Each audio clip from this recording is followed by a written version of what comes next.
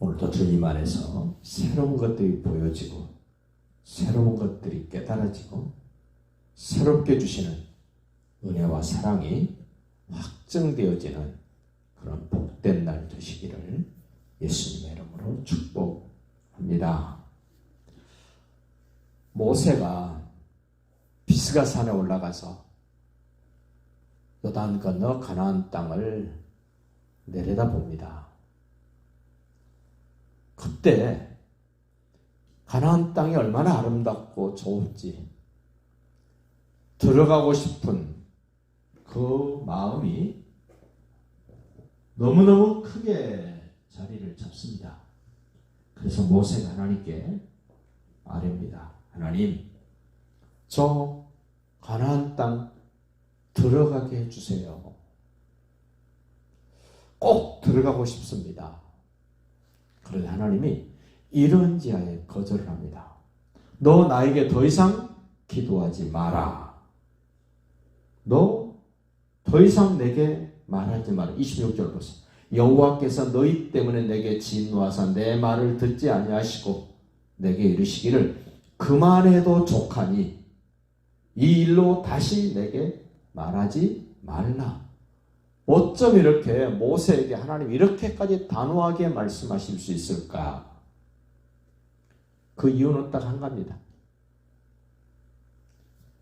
두 번째 반석을 하나님이 지팡이로 이렇게 가르치면서 내 거룩을 나타내라고 말씀하셨는데도 불구하고 그 백성들이 하는 짓이 마음에 안 들고 속상해서 첫 번째 반석을 친 것처럼 하나님의 말씀을 거역하고 반석을 지팡이로 쳤습니다. 그때 하나님이 물이 없어서 불평했던 그들에게 먹을 물을 풍성하게 주십니다. 물은 주셨는데 모세에게는 너 이 일로 인하여 너는 가나안 땅에 들어갈 수 없어 라고 단호하게 말씀을 하십니다. 지금도 그 비스가 산에 올라가서 가나안 땅을 들여다보면 너무너무 좋답니다. 저는 거기 가보지를 못했습니다만 갔다 오신 분들이 이야기를 들으면 마치 비스가 산에서 딱 훌쩍 뛰어내리면 어머니의 품처럼 폰하게 안길 것 같은 그런 느낌이랍니다. 얼마나 좋았으면 그럴까요? 어렸을 때 시골 그 집에서 마당이 있고 토담이 있고 마루가 있는데 마루에서 그냥 뛰어내립니다. 장보러 갔다 오신 엄마가 너무 반갑고 좋아서 그냥 그 마루에서 풀쩍 뛰어내리면 그 돌로 흙하고 해서 만들어진 토담이 있는데 거기 떨어지면 다치니까 어머니들이 장바구니 내팽개치고 투손으로 받아줬던 그런 모습처럼 비스가 산에서 가나안 땅을 내려다보면 마치 그런 느낌이래요. 뛰어내리면 탁 받아줄 것 같고 푸짐하게 느껴지는 그곳. 그런데 하나님 여지없이 거절하세요. 너 안 돼. 이 사건을 두고 해야 될 말이 참 많습니다. 첫 번째 반석은 예수님이 사람으로 여인의 후손으로 오신 그 반석이라고 바울이 고린도전서 10장에서 소개를 합니다. 반석에서 물을 내주셨는데 이 반석은 예수 그리스도다 이럽니다. 사람으로 여인의 후손으로 약속된 메시아로 예수님 이 땅에 오셨을 때는 모세가 반석을 지팡이로 친 것처럼 예수님이 채찍에 맞습니다. 뺨도 맞습니다. 침뱉음도 당합니다. 십자가에 못도 박힙니다. 사람들이 무시하기도 합니다. 함부로 하기도 합니다. 그러나 하나님은 그 예수를 그렇게 하는 것에 대해서는 별로 문제 삼지 않으셨습니다. 왜냐하면 내가 받아야 될 그 수치, 모욕, 채찍 예수님이 대신 당해주시는 예수님이시기 때문에 그 문제 삼지 않았습니다.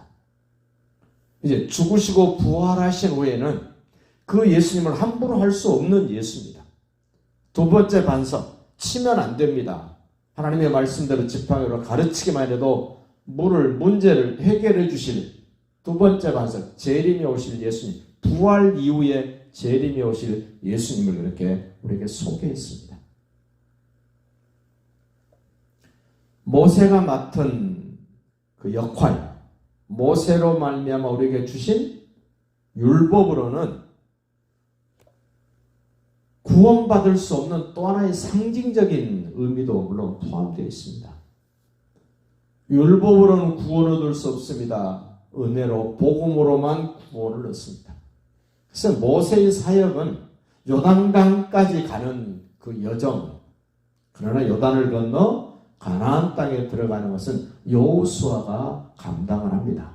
여호수아는 예수님의 이름과 똑같은 이름입니다. 이런 하나님의 역사를 보면서 예수 안에 있는 나는 과연 하나님의 거룩을 얼마나 나타내고 있는가? 하나님이 내게 말씀하시면 나는 어느 만큼 순종하며 따르고 있는가를 한번 점검해 볼 필요가 있습니다.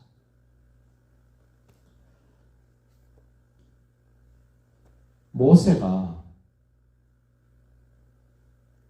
지난 경험, 첫 번째 반석을 쳤던 경험, 물론 그때도 물이 없어서 불평하고 원망을 합니다.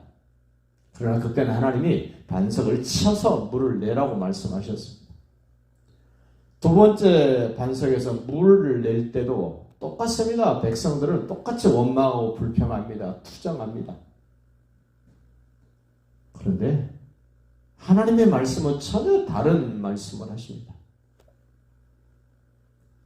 여러분이나 저도 하나님의 말씀에 집중하지 않고 환경에 집중하고 사람에게 집중하면 모세처럼 그럴 수 있습니다. 왜냐하면 사람은 알고 있는 것을 수월하게 사용을 합니다. 경험했던 것을 아주 쉽게 또 표출을 합니다. 그래서 여러분과 저는 경험을 앞세우면 안 됩니다. 하나님의 말씀을 앞세우시기를 바랍니다.